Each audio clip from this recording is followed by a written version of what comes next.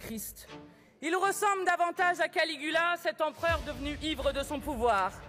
Camus fait dire à l'un de ses personnages « Sans doute, ce n'est pas la première fois qu'un homme dispose d'un pouvoir sans limite, mais c'est la première fois qu'il s'en sert sans limite, jusqu'à nier l'homme et le monde. » Comme Caligula, le président est saisi de deux mesures.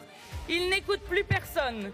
Il a refusé de recevoir l'intersyndicale, ignoré des manifestations historiques depuis 50 ans, commandé un passage en force et se barricade désormais dans son palais.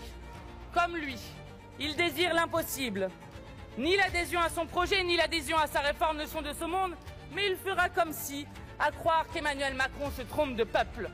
Il croit possible de gouverner la France indépendamment des Français, indépendamment de la fureur qu'il fait naître en eux. Comme lui, il confond la postérité et le ridicule, comme s'il semait la colère et le dégoût dans le pays avec quelque chose d'original.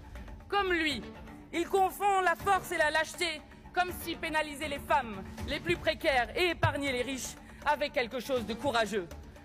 Avec le même cynisme que le Caligula de Camus, il dit « Gouverner, c'est voler, tout le monde sait ça, mais il y a la manière. Moi, je volerai franchement. Oui, Emmanuel Macron volera franchement 2 ans de vie à tous les Français. La colère et le dégoût comme seul programme politique. Quel temps perdu!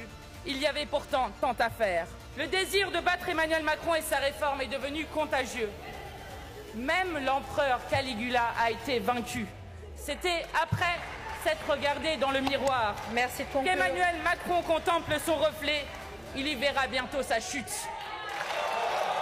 Merci beaucoup. Moi, j'assume totalement, d'avoir constamment, au nom de la France, parlé au président de la Russie. Pour éviter la paix, pour éviter la paix, pour éviter la paix.